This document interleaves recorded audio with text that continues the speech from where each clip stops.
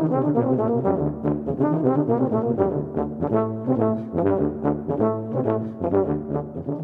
and welcome to the latest episode of the Brass Junkies. I am your host, Andrew Hitz, and I am joined by my very tired co-host, Lance LaDuke. Lance, how are you? I'm bright-tailed and bushy-eyed. What were you doing last night, Lance? I was not sleeping. I'm going to tell you that. We agreed to... So we have some friends who watched our dog, and then we felt obliged to return the favor. But how old is their dog? Their dog is a puppy. It's maybe 8 months old. Our dog is 10 and mellow. Their dog is 8 months old and not. When I texted Lance the link to record the intro, he was asleep. So that's... it was 11 a.m. 11. Oh, goodness. Hey, guess what, Lance? You got a tattoo. Yes. Yep, I got one right on my lower back. Yep, it just says tuba. So, yep, I just wanted to show my support for the... With where you were talking about putting it, hopefully they spelled it backwards. You were so stupid. This conversation that we had today with Sergio Carolino was just... man... He was so nice.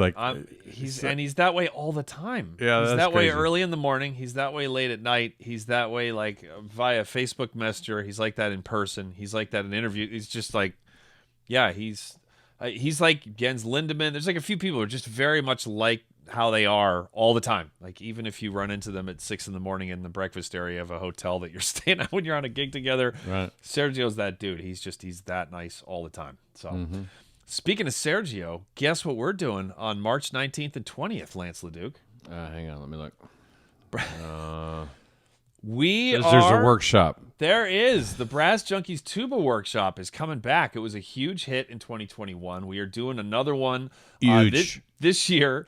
It's Saturday, March 19th, Sunday, March 20th, but the entire thing will be available to watch on demand, just like last year's, in case you can't watch any or all of it live. You ready for this roster, Lance? I am not. There's a breathing gym clinic with Pat Sheridan. Heard of her? Who's like a breathing expert. He does it all day, every day. He's really good at it. There are clinics with Beth Weiss of Appalachian State University, who is a freakishly good tuba player and an incredible teacher as well. And Justin Benavidez, who was just out in the Utah Symphony subbing. He's at Florida State and is also just incredible. There are master classes where students can perform for Aubrey Ford of the Baltimore Symphony and Chris Lee, who we just interviewed of the National Arts Center Orchestra in Ottawa. Those are two incredible teachers and two of the best orchestral players alive today. There are and I'm also doing a session on practicing. There are 1-day passes, 2-day passes, and a limited number of performer passes. When we did that last year, those performer passes did sell out. So anyway, go to petalnotemedia.com/tuba-workshop. To which the link is in the show notes, of course. And also, anyone who signs up for a 2-day pass or a performer pass will also get to attend 2 additional events completely free. The first bonus event is a Winning the Audition with Andrew Doherty of the United States Army Ceremonial Band. That's going to be March 22nd at 8:30 p.m. I almost said Air Force, which was going to get some emails. Yeah, Air Army. Yeah, Army. He won the West Point Band audition a few years ago. He won the Army Ceremonial Band recently, and he's got a great system for winning auditions.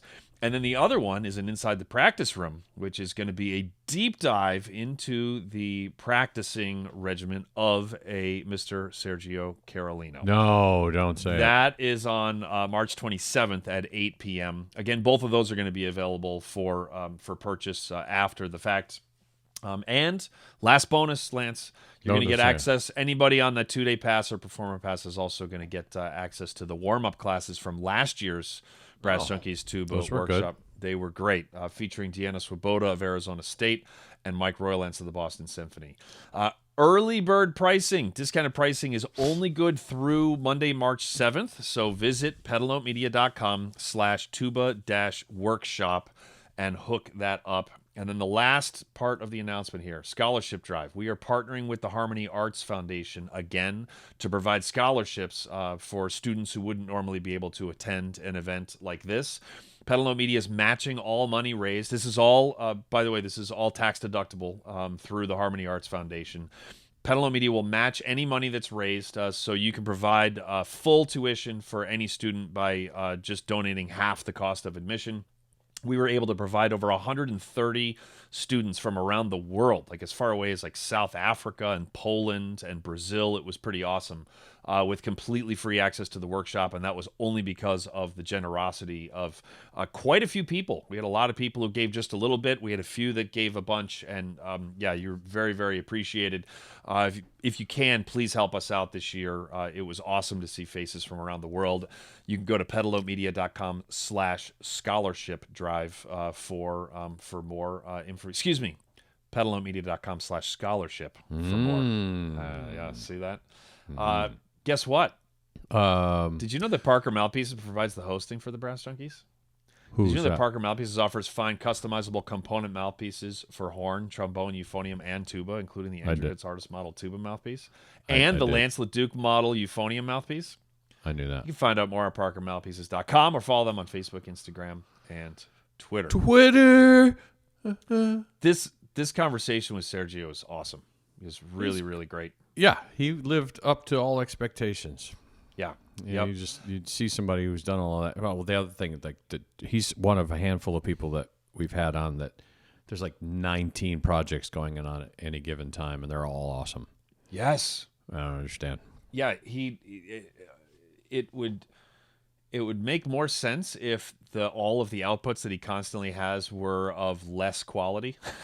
You know, if he was just like fire in all directions, like ready, fire, aim. You know, the old Sam Walton phrase. But like, no, it's all excellent. So and there was some pretty powerful stuff that he shared in the bonus episode. This is the last plug, I promise. But if you go to patreon.com/the Brass Junkies, we just had a couple of new people sign up.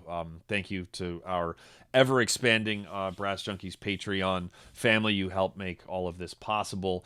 But he actually shared a really powerful text message he received from Sam Palafian, like, a day or two before Sam passed away, and about how that changed him as a person and as a musician. It was like powerful stuff. So, but if you become a Patreon patron, you get access to a whole lot of bonus episodes going like way back, including Sam Palafian himself. So, and you get access to all of that back catalog instantly. True that. There you go. Thank you for the long plugs, people. I know some of you love them and some of you hate them. And well, thank you for listening. And that, I think, is going to do it. Is there anything else, Lance? No. And that's going to do it. That's not going to do it. No, that's the wrong thing to say. I'm on autopilot here. And welcome to the Entrepreneur. That's going to do it for this intro. That's not, which was so long, it felt like an episode. Without further ado, let us get to this incredible conversation that we had with the amazing Sergio Carolino. Hey, thanks for watching. If you want to see more content by the Brass Junkies, just click on the like and subscribe button. You'll have an opportunity to see some of the greatest brass players in the world, and Andrew and me. Today on the Brass Junkies, we are joined by one of the best brass players in the world. Thanks, man. Yeah. Lance LaDuke, how are you? Sergio and I are very excited. I'm honored. Very excited to interview Very you today, honored. Great. Oh goodness! If only this podcast were 15 years ago, but it's not. So anyway, you got to go back further than that. Well, yeah, I was being kind. So no, we are. We are. Turns out I'm joined by two of the best brass players in the world, and the other one is from Portugal, and he is a world-renowned tuba player with a creative output that is like hard to wrap my brain around. The number of things that he's done. We're going to unpack it all. Sergio Carolino, how are you, Sergio? I'm very fine. Thank you so much for this invitation. And thank you. It's very honored to talk with you and to make part of this program. I was checking some of the guests, so it's such amazing musician. I was just talking with Dave Taylor, and Nice. he told me that he knew it already. So and he sent me a message, and then I saw Joe Alessi, Rex Richardson, and all these amazing players. So Yeah, man. wow. I dig you cats. I like what you're doing, Sergio. I want you to keep it up, man. And Lance is now going to do the rest of the interview in his Rex Richardson voice. Oh, that would be awesome, That, wouldn't it? that would be awesome. Well, as I just said in the brief intro, and I'm sure that I said again in the intro to the intro, like the amount of things that you have done. I think I want to start with like what drives you? Like, why do you keep, and I'm so happy that you do, but why do you keep on releasing so many albums and forming so many ensembles and playing, and you're just pushing boundaries constantly, and I'm just wondering if you could explain to us like where all of that energy and that drive comes from. I think there's the explanation. It's true love, true passion for music, and I get inspired. I got the lucky, as I think you also got inspired to have my first albums were from Dirty Dozen Brass Band, Kirk Joseph, and then Bob Stewart, and then Sam Pilafian, and then when I heard mostly Sam Pilafian, and then I was thinking, well, the tuba is a bass instrument. It can be like a Jack Pastorius. It's a very rhythmical, very melodical. It's the boss of any band. So I I want also to have my voice. I want to like Sam, like Jaco Pastorius. They have their own voice. And then the projects, I think, just come automatically. Just find a group of people that enjoy the same passion, have the same passion than you, and I think it's automatic. Then once you start to make projects and make commissions and recording, you have a group of people who are in the same frequency, and they want all of them. They want to make a nice product from the photograph, the cover layout, the designer, all the musicians, all the music that I commission is for this specific ensemble of musicians. And then I realized that after for my job in orchestra, I needed something extra. Otherwise, it would be some weeks very interesting, but many weeks also not so interesting. And of course, it's nice to be in an orchestra, but as a tuba player, I think we have all the tendency to create our own groups. We are very lonely, and then we want to show that we also can do some pretty nice melodies or bass lines with our instrument. And then I realized, in fact, that recording and make all these projects coming out, each time I was doing a recording, it was an extra motivation, and it was my best teacher, because then I realized what was my level, what I wanted, if the result, the final result was good enough, what I needed to improve, what I needed to change. And then after you record this, you have another idea. Maybe you're gonna explore another direction and see what's happened. So it's kind of makes part of my process of learning. And also it's much more funny, because even if you don't have concert, many of these CDs or recordings, in the projects, sometimes we don't play much. We just record. I record with James Thompson, with Jeff Nelson, with Gene Poccone, with Nimrod, with Mike. We don't play often because we live in different countries. It's not easy to find concerts, but at least we do something, and we when we are together, we have so much fun doing this. It's so nice, and then also trying to we have so many, the legacy of Sam, of Roger Bobo, Tommy Johnson, Jim Self, Daniel Perantoni, Michael Lind, and so other brass players, and John Fletcher. I think we should keep this. Harvey Phillips, of course. We should keep trying to keep doing what they have done before us. They make so much effort to show our instrument in a that deserve respect. That this instrument, the players who play this instrument are also musicians. They have culture, they have knowledge, they also study.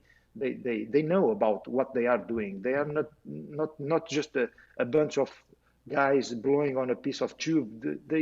Of course they are, but they are something more. Of course they have something more, and I don't know. Mostly it's the passion that I have for the instrument, and it's I think it's very. I also believe, for example, that many people they are making music to feed their egos, and that's not my purpose. I make music to try to achieve excellence, and if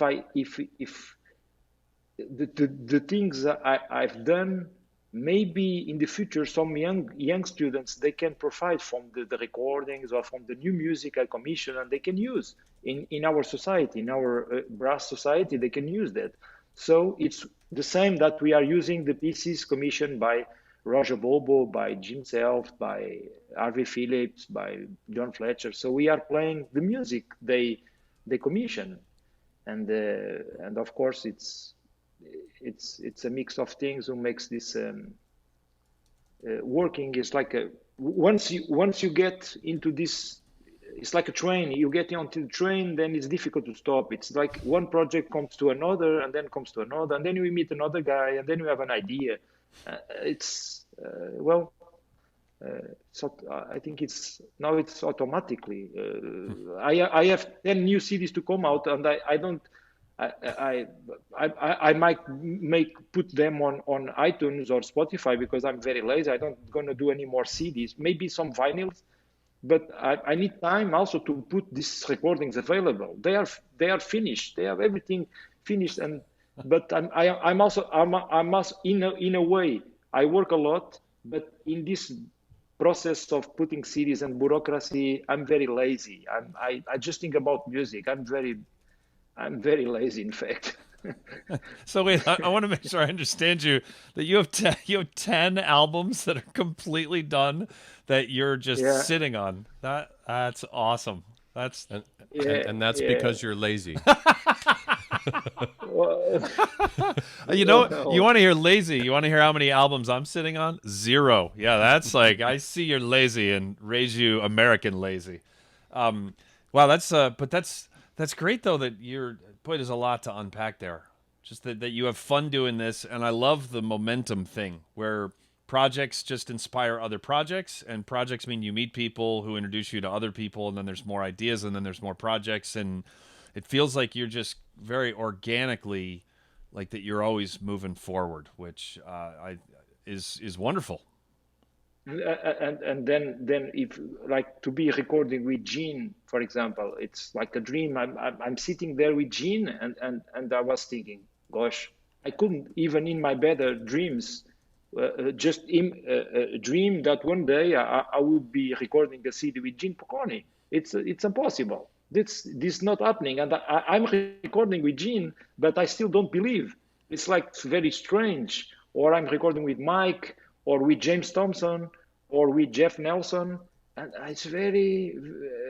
I don't know. It's. I'm so happy, but at the same time, it feels like this is not true. It's something that I could even never dream in my best dreams. It was just never happened in my life. So this thing happens, and then I realize, man, I'm recording with Gene. I'm doing recitals with Gene Pocconi. That's and then Gene is such an amazing guy in all ways, and also Mr. P, and they are so humble, and they have a lot of knowledge. They are so human. The side of them, it's not the playing. It's just a little thing of them. They have much more, like Gene or Mr. Perantoni, even Jim self. They are so much humanity inside of them. It's like being around of them. It's learning. It's trying to absorb everything they have. It's like sucking all this energy, all this passion, trying to learn every second and make many questions to them, trying to, I don't know, it's I'm a very curious guy, and I want to keep learning. And once I get close to James Thompson or Gene or Jim Self or Perantoni or everybody, it's like, wow. I remember first time I meet Sam Pilafian, it was in a conference in Indiana. And finally, we exchanged some message, and I meet him there, and he saw me by distance. I was walking in the campus, and he started to say hello very far away to me, like he know me for many years. But it was the first time I saw him, and then he was such a nice guy, and then I was thinking this is not true. It's the first time I see Sam. I listen thousands of hours of Sam. I copy everything, his sound, his solos. I transcribe his solos, and now he's talking to me as he knows me forever. I don't know. And then it's something not real. It's like it's your idol from young, and then he talks to you like he knows you for all your life. So you think a lot about these things, and then you start to analyze, and everything in your life changes because you start to realize how humble these people they are, how human they are, and how generous they are. And they are not this kind of people that you cannot achieve them. No, it's totally the opposite. The biggest musicians they are, the most kind and generous they are. So they are very relaxed. And Sam, and you know much better than me, he was such a nice man, and relaxed and positive. I remember I was playing with Roland, and our concert was okay. We could not rehearsal in the conference enough. The music was too difficult by Roland and Paul. It's too difficult music. Sam was the first guy who comes to us. Man, I love it. It was the best concert. I said, we could not play so good. It was perfect. It was perfect. This is a law. Okay. What are you going to argue with him? Yeah. I will. I'm happy to report that yesterday, actually, I was interviewed by Sam's son, Zev Pilafian, who is 10, who Sam left behind, but he's doing a school project on his dad and on how he was a change maker, like with the breathing gym specifically. And he asked how Sam had changed the world, like in terms of brass playing. And I was happy to I had him laughing so hard that he almost dropped his phone, because I told him that his father made his face vibrate for a living. And that line took him out, like the whole. And we were recording this because he's using it as a source for his teacher to be able to watch. So I was very, very proud of myself to be able to make that interview go completely sideways. I want to hear about you, about your transcriptions of all of Sam's solos. Is that something that you just kind of started and then got momentum? Because you messaged me right after he passed with a very, very kind message. Thank you for that. But did you decide to do all of them, or did you just start and then it kind of kept going? Well, yeah. Well, it was I wanted to understand how he was doing that. And in fact, I mostly, my first school was trying to imitate Kurt Joseph with the Dirty Dozen Brass Band, and Sam. And Bob Stewart with his funky bass lines, Dave Bargeron. And I tried to copy. So my first approach to the tuba and inspiration were not the classical guys. I even don't know that there exists a F tuba at that time. So I just tried to copy what I heard. So, and then I needed to understand because I listened all this Louis Armstrong and the Odd 5 plus 2 Dixieland Band and Red Calendar, all these guys, the Dukes of Dixieland, and then of course the famous band from New Orleans. What's his name? The guys. The Dukes, the Dukes of New Orleans. So I was very much in this New Orleans thing, and I needed to understand. I was autodidact, And the only way was to transcribe the solos, try to imitate the phrasing, the sound, the articulation, and and then put the recording and try to play at the same time with the band or with Frank Vignal in the guitar. This was my best school. This was my school, in fact. And then later, I come to the classical thing, to the conservatory, and I got problems because I was not at all a classical guy. I was very open-minded. So some teachers, they were not so open-minded because I was playing in a very different style, and for me, the music was already very different. You can play in so many different ways and make it sound good and interesting. And some teachers at that time, they were very conservative. They were, I don't know, it was difficult to understand. I think they were nice guys. They tried to tell me, to get a job in an orchestra, you need to play blah blah blah like that and like that. But in a way, I don't wanted that. I was a wild boy. I was listening to Sam, to Bob Stewart, to Dave Bergeron, and Eric Joseph, and that was not this. That was totally different. I was playing that music because I wanted to have audience. And if I play Ralph Vaughan Williams, I don't have any audience. And if I play in a Dixieland band, I play in a bar, and the bar is full of people, and I make the bass, and then I make a solo here and there, and then it's full of people there in the audience. So I like that. And then I'm going to the conservatory, and I play in the mid sonata, and it's the colleagues, the tuba class, and some of the brass guys, and nobody comes to see this thing. And then I was thinking, what is this? This is not for me. I want to have an audience. There's more people in the stage than in the audience. That's something very strange here. So, and it was a duo. Yeah.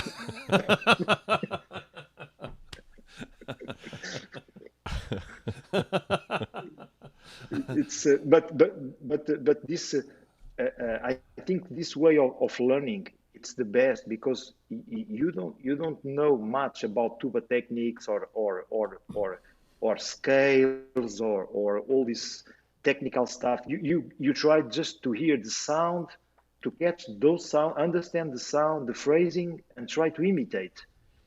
To imitate the sound and the phrasing. Of course, the tuning is, when you achieve that, the sound is good and the tuning is also good. The rhythmical is also good because your brain is understanding what's going on there. And also the phrasing. It's trying to understand the way you need to speak through the tuba. So I think now we have all these universities and all these academic degrees. Everything is very organized, but it's difficult to get out from this thing. It's too much. There is too much academic lines, academic kind of box. People are into box, and I got lucky. It's just a lucky guy. I just come from autodidact. I wasn't. There is no tuba teacher. There is nobody. It's just a wind band from my town. I got these recordings. I have good friends. We still play. We go to the wind band of the small village to learn, and we still playing. We have our own bands. So I think I get a lot of lucky to start like that and to listen a guy like Kurt Joseph or Sam or Bob Stewart. It's lucky. I could get maybe no recordings or nothing, and I just got lucky. I don't know who get me these recordings. I remember my first recording. It was an audio cassette, and I hear the bass and I try to imitate. And then later, someone gave me the LP, the vinyl, and I saw a photo of Kurt Joseph with the sousaphone. And I could not believe that was the guy who was playing sousaphone, because for me, because I never saw the photo of the band. So I think this band have an electric bass. When I saw the photo, I saw a guy with a sousaphone, and I was like, man, this is not the same band, because this doesn't sound like a sousaphone. It sounds like a bass. This is a bass. And then for me, it was like a kind of shock, like, wow, man, he plays sousaphone, this guy. But it sounds, it's a bass. So for that moment, even when I play my solo pieces, my solo concertos, all these things, I think about bass lines. I think about Jaco Pastorius' fretless bass, like a melodical bass. It's still a bass. It's not an euphonium. Like many tuba players, they play like euphoniums, but it's not. Tuba, it's for me, it's always a bass. It has this bass concept in the sound with a lot of overtones. Like Sam always, even when he plays solo, it's a bass. It sounded like a bass. It doesn't sound like an euphonium. He could play on a very small Yamaha 621 and sounds. It doesn't matter what he plays. Yeah. It sounds exactly the same on a contrabass or bass tuba. Who cares? Nobody cares. It sounds like Sam. It's his sound and still sounds like a bass, a rhythmical bass and a melodical bass. So I think I got lucky from my first steps on the tuba to learn this way. I always was lucky. I want to push on the lucky. I knew this was in coming. a minute, but I want to first talk about the Mary Papert School of Music at Duquesne University in beautiful and sunny Pittsburgh, Pennsylvania, which we got about a foot of snow overnight. So it is pretty if you don't have to go out in it, but we'll let you decide what beauty is, I guess. So please click on the link in the show notes. You'll be taken to a page so you can find out about all the ways you can be involved in music and the brass area at Duquesne University. Fantastic lineup of faculty members and some awesome ensembles. And very special thanks to Jim, whose overtones sound like undertones Nova, for making this possible. Hey, Lance. Yes? You're not going to believe this. I have not even let you ask a single question, and I'm going to cut you off because of something directly pertinent to what he just said, and then I'm handing it right off to you about pushing back on the lucky. About Sam and the bass. I interviewed Sam, this was 12 years ago now, for my Band Director's Guide to Everything Tuba, a collection of interviews with the experts. And Sam talked in that interview about what you just said, Sergio, where he talked about, and it was a brilliant interview, where he talks to band directors in that about how to teach your tuba players to improvise, and not like you're once in a generation, like not when Sergio comes through your band, which the odds are will not happen in your entire career. Just like an average tuba player to improvise just a little bit, and he then talked about how that would translate into tuba players hearing, like playing marches and playing like 8-bar phrases like bass players do without ever, telling them to, and then 16-bar phrases, and about how it really would connect them with the function that is bass, and about how it changed absolutely everything. So he completely validated in terms of, so he taught actively what you learned from his playing, which I thought was pretty cool. So yeah, it's all the same. When you can get away from the tuba, which I'll circle back to this later, but I feel like you get away from the tuba even when it's in your hands, and then you're just storytelling, which is amazing. But Lance, I want you to push back on him being lucky. Well, we'll come back around to that too, but not. I think there are certain people, and you've mentioned a lot of their names, and they don't all end up just on the tuba, who it isn't about the instrument that they're playing. They're just, Rex, I hate to say nice things about our friends, but Rex is just an artist who happens to play the trumpet. And Thomas Gaunch, like if you looked at, I was thinking when you were talking about all the projects that you're involved with, I remember when we interviewed Gaunch that, you look at his website and there's these 15 projects that he's associated with. And it's because he's just an artist who happens to be working in sound. And I think that's how I think of you. It's just you are a musical artist, and your vehicle for expression just happens to be a tuba. And it's interesting, and now I guess we'll bring it back around to the luck thing, because I think so often we get stuck in the prescriptive, you're supposed to do this, and then you're supposed to do this, and you're supposed to play these pieces, and you're supposed to learn these things, and you're supposed to do da da da da da da da da. And then if you do all those things and you're a good, a nice, dutiful student, then manna will fall from heaven and you will have a career. And I think that this notion of luck, which I would describe differently, I think that to me, somebody could have been faced with the same experiences that you've had, Sergio, and would have said, poor me.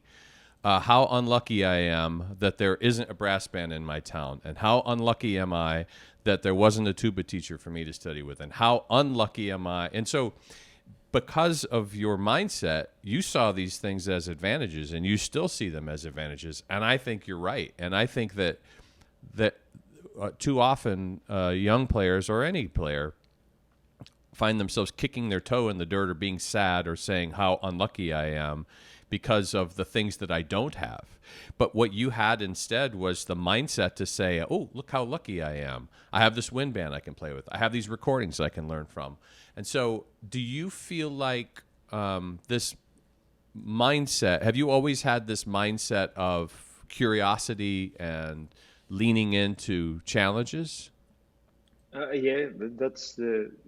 a kid, I wanted to try many stuff. I always try to try and understand. So it's kind of my personality. I have a strong character, but I'm a very easy guy to make a friendship and to get into new adventures with different people to understand. I need to understand how I make many questions. How you do this? How you do this? And I'm always trying to. I don't know. I think it's from my since very young. I was very curious, and also because music was not really my first talent, or I was never thinking to be a professional musician. I was, when I discovered music, I was already doing tournaments, playing tennis, and I was doing also caricature, and I wanted to study caricature, not music. And then this music just come. I go to the wind band to try some instruments and with some friends. I think the friends I got, they are all amazing musician professionals. It's a group of friends who decide to try. Let's go to the wind band from the village. Let's go to try. And this is the main element, the key of it. Was a trombone player, the saxophone player, a drum player. So I think one of these instruments, each one of them make a band. So it was like two saxophone guys, a trombone, a drummer or a percussion player, and then comes a guy who plays guitar in the town that was our friend, but he was more into guitar, rock guitar, but he wanted to try also to imitate a banjo and some New Orleans stuff and some blues. So then we start to make our own bands, and with the recordings we get together and we listen. Let's try to understand and to imitate, and we start transcribe all the pieces by the Dirty Dozen. We wrote. I still have all the scores and parts. We write all the scores, and so that was the best process of learning. Was just be with friends and motivate each other. Everybody has ideas, and we want to try those ideas. Everything was possible. Nobody says no. I have an idea, I say, and everybody say, yeah, let's try this. And then another guy comes, yeah, so I have this, I just find this recording with the Rebirth Brass Band. Look at this tune. This is a good tune. And then we make the band, and then we needed to find places to play. So I live close to the ocean. So there is in the summer, many bars with live music. So let's try to go there and try to sell our band. Let's try to talk with them. And maybe they have a Saturday night a band playing some New Orleans and funky tunes. And so most of the guys, they like the idea. So we play for little money, and they gave us some food. And we start to we make our posters and the name, and we spend during the week. We go to the region, like, I don't know, maybe 30, 50 kilometers, and we put our posters. We scotch this in the trees, and so that people they go to the bar. So we made everything by ourselves. How old were you? at this point? I maybe 13 or 14 years old. Amazing. So it's a bunch of guys who got very lucky. Is why my lucky. It's the situation in itself. Of course, we profit from not having anybody to tell us don't do this or this is not good, this is not wrong. Everything we done, it was we decide, and our colleagues who come to listen to concerts, they have no idea about music, so they just like or not. So they could just come, and if they like for us, well, that's good. So how did you have access to a tuba? Well, from the wind band, the wind band in Portugal is a bit like in Spain. We have this tradition of wind bands, so we have many wind bands.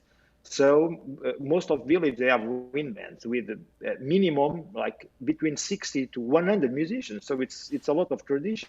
So how did you pick the tuba then? Like why tuba? Well, because I was not so talented for trumpet, I think. And don't let the trumpet players hear that. Yeah, that's right, man. Yeah. But Arguably, the in best fact, tuba player in the world was just a crappy trumpet player who just downgraded. In fact, I tried the trumpet, but it was not really. It was too much pressure on the lips, but then I learned about fingerings, and then I saw a E-flat tuba in the corner, and I asked, "Can I try this thing?" And then when I picked, the fingerings were the same, and I could play immediately 2-octave range, and I was very impressed that I could play very easy, less pressure in the lips, and I played 2 octaves already. And on the trumpet was very difficult to play 2 octaves. It was very difficult. So then I get very excited. I can play something with this. So and then the sound was also much more cool. In fact, for my brain, I like this more than the trumpet. It was very cool. I feel the vibrations. It was so. I think there is a bunch of coincidences that I got lucky. Is why I say I got lucky, and I still say I'm one. Everybody when I try to be away from negative people, and if even colleagues in the orchestra or the colleagues who play music, I say, man, I never work in my life.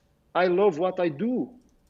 I don't know what is to work. Of course, I work very hard, many hours of studying, and of course, but that for me, it's not work. It's my passion. I'm one of the luckiest guy in the world. I do what I love. I wake up to make what I like, what I love. So I'm going to do music and play nice, great composers and have great soloists. And this is, it's, and then I go to a coffee shop and I see the guy working in the coffee shop and I respect this guy and I say, I could not be there all day working in a coffee shop, taking coffees and making sandwich. How is possible? This guy, and then I connect with my colleagues who are very negative playing music, and I say, I don't understand. I cannot understand. And then we are so lucky to be in music because it's not just playing, it's what we can do in the music scene. We can do so many things, like you are doing this podcast, you are doing the education, teaching, conducting, composing, creating projects, making a foundation to help young kids to develop new talents, commission. I don't know. There's so many things to do, which is connected with what we do. So I think it's so beautiful. We even in these COVID times, it's very sad.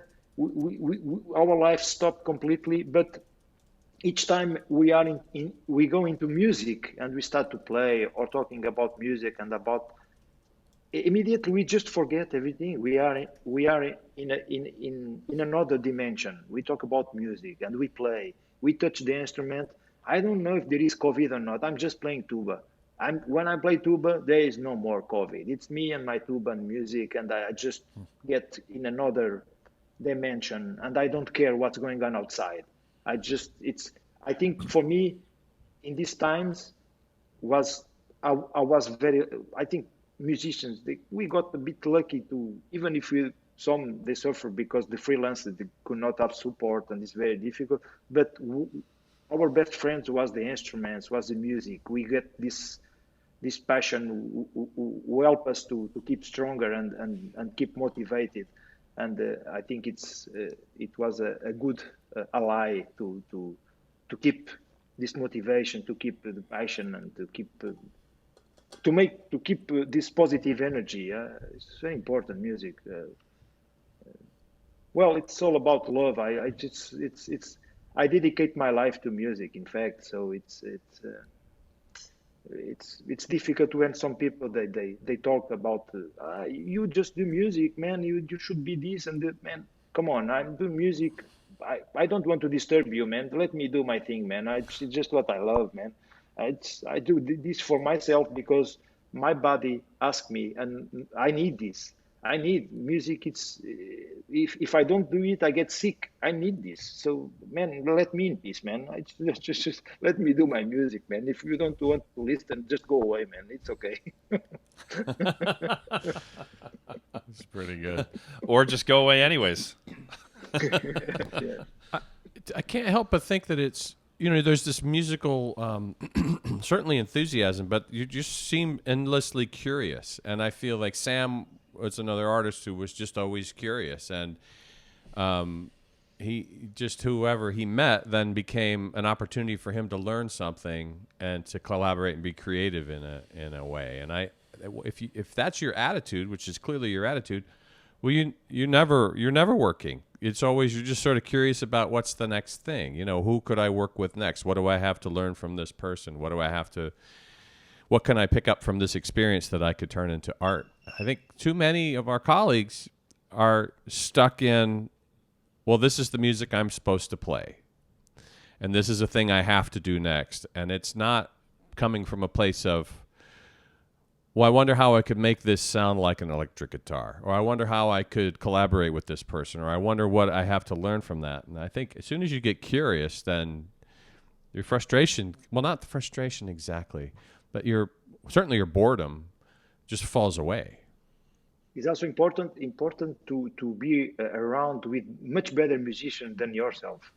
I try to always, yeah, I try. Everybody who is around me must be much better musician than me. So I feel that I need to learn, and they gave me extra motivation because they are so good. So I try to follow what they are doing. If I play with an amazing jazz saxophone player, gosh, I want to play like this guy, and I don't know what to do, but at least I try. Or if I see in the orchestra an amazing piano player, soloist, or cello, and then I just try to copy the guy. I want to make the same thing, and I don't know these guys. For example, I'm a fan of Dream Theater. When I go to see these guys, and there's, man, I wish I could have a band like this, man, with my tuba and all this audience, and these guys, it's like spectacular at the end, and all this vibe. I want just have a tuba in the band, or play with those guys, not in an orchestra, but with Dream Theater or Tool or all these bands. And and then I start to imagine I could have a band like the Beatles, but with a tuba solo inside of this thing, with the Beatles. Maybe people, they will appreciate if we get the chance to participate in one of the songs with Beatles. All of the songs are hits. That's something that I also gave a lot of examples. It's how it's possible a band like the Beatles, every song that they made, it's a success. How is possible this? Because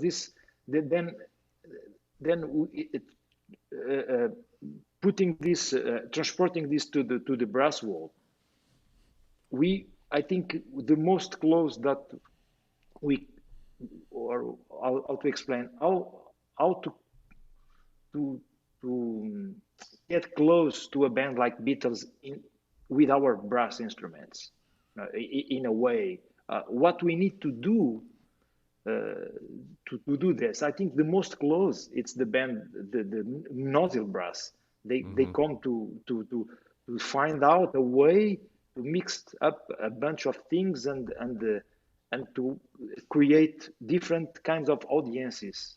And this is a first good step, but it's not yet the same. because there is also a band, I think they are from New York, and I play covers from rock bands and metal bands. It's a brass band with singer.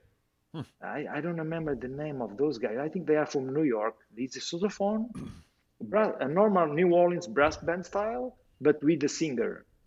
And I don't remember the name. They are quite famous. There are many videos on YouTube with the singers on studio, but they make the recordings, they make the videos, and they play songs by all these famous band, Tool, Reigns Against the Machine, Rage Against all this band, everything with a great singer, but with the brass instruments in the back. This is something that I really believe it's not only this, but this is a good thing to get more audience to our instruments, to show them that brass instruments are very cool, and we can do nice things. We can do also nice music. Not all. All right, I want to ask you who's on your list of people you'd like to collaborate with. But before we do that, I've been meaning to tell Andrew that Houchin Horns aims to spread the joy of music through providing the highest level of products, services, and resources to the brass band community. Did you remember that, Andrew? I never would have guessed that, if I'm being honest. They have a 15-day money-back guarantee with free shipping on all new instruments and accessories, with multiple easy financing options on all inventory. Terms and conditions apply. They have mouthpieces by Greg Black, Lasky, Pickett, Schilke, and more. They have a unique line of Veris products, especially designed by the craftsmen and pro musicians of Houchin Horns. Repairs and customizations are done in-house. You can browse vintage and consignment instruments at Houchin Horns. You can watch over 200 unique videos on Houchin Horns' YouTube channel. What a time to be alive, Lance LaDuke. YouTube.com/ which is this one. Well, depending on how you're looking at it, Houchin Horns. And then if you enter the promo code Junkies at online checkout, you'll receive 10% off your purchase from HouchinHorns.com. Some limitations apply. So I keep forgetting to tell you, so I wanted you to know that. Thank you. So Sergio, who's on the dream, if you could wave your magic wand and collaborate with some artists you haven't gotten to work with, who's on that list? Well, it's first one, it's Wynton Marsalis, for sure. It's one of the biggest inspirations. And then there's also a accordion player which I play once, and I want to collaborate with him. It's Frode Altley. It's from Norway. It's an amazing musician. I also would love to have a collaboration with Bobby McFerrin, like a duet with him or something like that.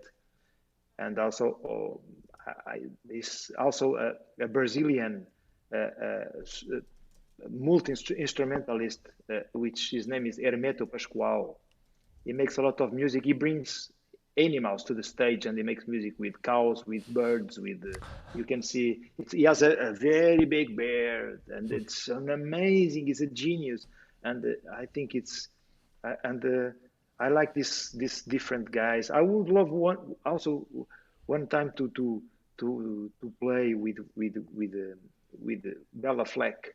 The banjo player Bella Fleck, which I love very much what he's doing, and his music I like very much. And I think it will fit very good at tuba in the band. I think so too. Lance, are you in any way surprised that you asked that question and he didn't say, that's a good question, and think about it? He just was immediately yep, Wynton Marsalis, Bella Fleck, just I'm not surprised at all. Your brain is just is constantly going. Which is great. Which is totally true of a lot of artists that I look up to, that I respect, some that I'm lucky enough to call colleagues. It's just kind of that there's just a constant there's a constant churning, and the people who had the biggest influence on me as a kid as well. That was the thing with Sam. I don't think when I was a kid that I was thinking wow, he's got a lot of different projects and he really excels at all of them. That was just what was normal. It's of course he has a brass quintet, and of course he plays I go to see him play free jazz gigs, and of course he has a jazz duo, and of course that takes requests, and of course he, it's just, and I don't think it's that's not necessarily a blueprint for what your career should be, whoever you are who's listening. But it's just, I love the people like you, like Sam, like Winton, like so many people who just show, who show what's possible and about how you can draw your own damn map. Lance talked about this before, where there's so many of us, it's like there's like a map as if it's like a path, and like you have to take the path, and you're just like, I'm going to go over here to the left. Like, I'll see you guys eventually. I think it's so. I even don't think about that. It's. You see some guys playing music, even guys from Kenya, from Ghana, from Mongolia, and or a guy from Philippines playing gamelan. I have a CD I record with the gamelan ensemble. Even in Portugal, they have a gamelan. Awesome. And they invite me to solo inside of this huge percussion ensemble. And of course, the tonality was very interesting because they have all these quarter tones, and it's very weird. So I needed to find a way. Just play by ear. I don't know what kind of scale I was playing. I was just listening the sound and understanding the kind of scale, the kind of mode, and I needed to improvise in that kind of mode. So it was instinctive. So for me, when people, you play lots of different styles. You are a jazz man, you are a classical. No, I'm just an improviser, man. I try just to understand the phrasing, and I just once I understand, I think I can join the band, and any kind of band with my tuba, which is I like to play with a Mexican band. I just try to understand. I bring the thing, let's go. Or when I go to this Kenya percussion ensemble, you try to understand how they do this, or a guys in India playing tablas. And once you understand the phrasing and the structure of the music, which is very interesting because the most all these styles of music, world music, the thing that humans have always in common is the repetition. Repetition. There is always a moment where there is a repetition of it can take 1 minute, 2 minutes with new motives, new information, but at some point there is a repetition. There is a comeback to the beginning of the structure. So this is what I realize in all this kind of music. There's always a repetition. We come back again to the main theme, to the beginning of the structure. So this is very interesting. It's trying to understand the shape of the thing, and once you understand this around, then you can be a bit lost here, but then you know already when comes again, so you can get around get inside again into this or rhythmical pattern or melodical whatever. It's very interesting, and I also I need to mention that like maybe 6 years ago, 7 years ago, I was not so happy making music. So my plan was quit the orchestra for 2 years, and I was already rent a house in Nepal and going teaching paragliding and make some money with the tourists. So that was my plan, and I was so sad about this musical life that I saw so many negative people and so many guys who don't have passion and they are professionals, and I don't know why they play music. They don't like what they are doing. So I was a bit depressed till my grandmother died, and then I was talking with Jean, and Jean gave me the best advice in the world, because I was also very perfectionist at that time. I think I was a better tuba player, but not a good musician. And I think now I'm a better musician and not so good tuba player, but I don't care. But Jean told me, you should, first of all, you play music for yourself because you like it, because you love it and you need it. Second, don't play to achieve perfection, but excellence, because excellence allows the mistake, your mistake, and the mistakes from the people who are around, because we are humans. So this makes me a kind of it was like a punch in my brain. And then he gave me some books to read. One of them is a book called Flow by a Hungarian philosopher. And also another book by Atul Gawande. It's a doctor. I think he lives in New York, but his name is kind of Indian name. It as a book. The name of the book it's being mortal. Being mortal. It's a bestseller, and and and I start to read these books, and this makes sense. And I try. In fact, I start to apply what I was reading in my daily life, and I slowly by slowly I start to feel big changes in my philosophy, in my way of living. And of course, by the time my playing was affected in a natural way because of my little changes. So this was the main point was this talking with Gene, and it was so focused. He was going straight to the point. He understood immediately what's going on.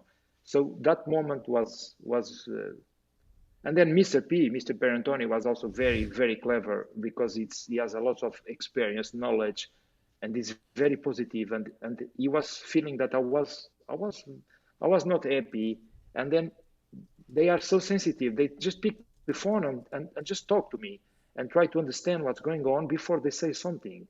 And when they say something, they are very human, and they always find a nice way to I don't know, to touch you.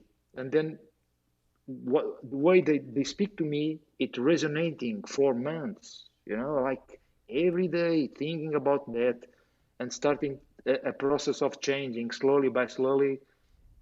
And it's once again I use the word lucky, because we need lucky in our lives. We need lucky.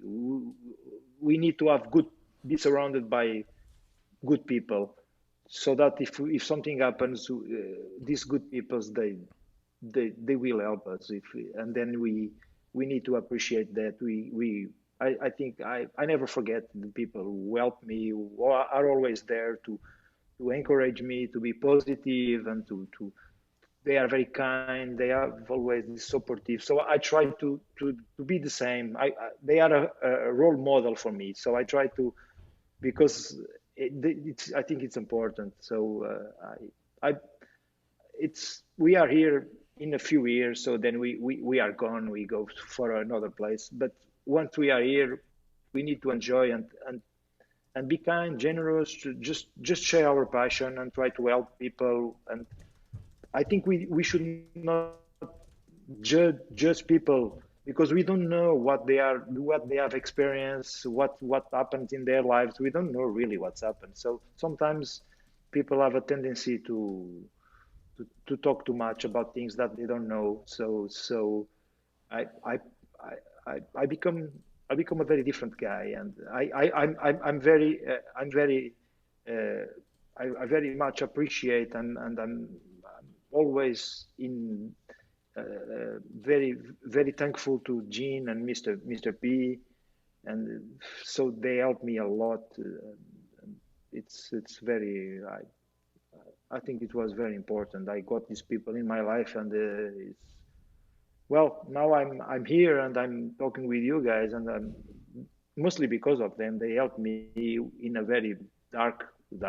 I think we have all of us have our demons, our dark phases, and in those times we really realize who are the people that are close to us, and they care about us, and this was very important for me, for sure. If you are young and you are listening to this, yeah, the honesty that Sergio just shared is so powerful, and you should know, I'll be comfortable speaking for Lance here too, that I went through a dark period. Lance went through a dark period. We happened to be in a band together at the time. They weren't exactly at the same time. It was like kind of like, yeah, it was like I went through it and then I handed him the baton. But yeah, it happens, like creatively and in life, and you reminded me, Sergio, you were just saying about how people tend to talk a lot when they don't know what's going on, what other people are going through. It reminds me of like one of the most profound quotes I've ever heard by it's the only quote I've ever heard by English philosopher Herbert Spencer. It's one of the most profound quotes I've ever heard, period.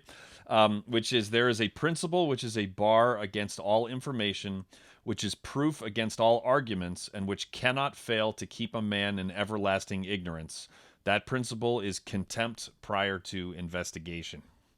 And that's like I just immediately thought I got goosebumps when you were talking about how you just don't know what other people are going through. And, on the surface, like Sergio was putting out, it seemed like you just cruised right through that 6 or 7 years ago, and I didn't know that you went through that dark phase. But just rest assured that if you're struggling right now with absolutely anything, that everybody either has or will gone through something, and there is a way through to the other side on a human level, on a creative level. And luckily, I leaned heavily on Lance during my period. I don't think I was too helpful for him, but and Sergio had Gene and had Dan, and it's just like, it's why you got to be nice to people, because you will need them before it's all said and done. Look at us talking about actual serious stuff, Lance. Deep, man. It's deep. Usually, who knew? Like, what's the most gross thing you've ever eaten? Yeah, that's usually like what we're asking. But this has been amazing. I knew that it would be. Sergio, you are a gift. Thank you so much for for joining us. We are going to have Sergio hang out for the bonus episode, which is every single guest, 1 week after their episode airs, we air a bonus episode with them for our Patreon patrons, which is usually, 10, 15, 20 more minutes, and it usually gets a little bit lighter, which is sometimes hard because sometimes we're just making fart noises with our armpits and doing that kind of thing.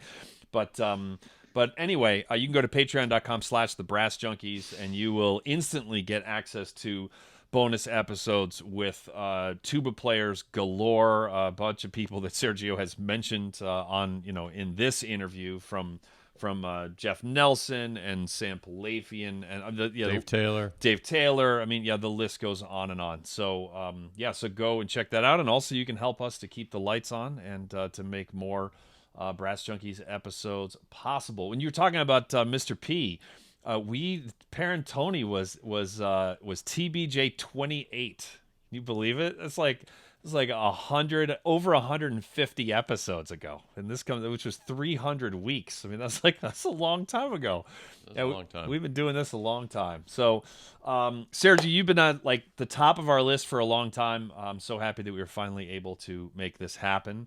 And as always, I like to thank Lance at the end of these, just because he's just such an inspiration, and he was really prepared today. And I wanted to thank him for dressing up, and and just you're an inspiration for Sergio, for me, and really for all the kids. So thank you, Lance.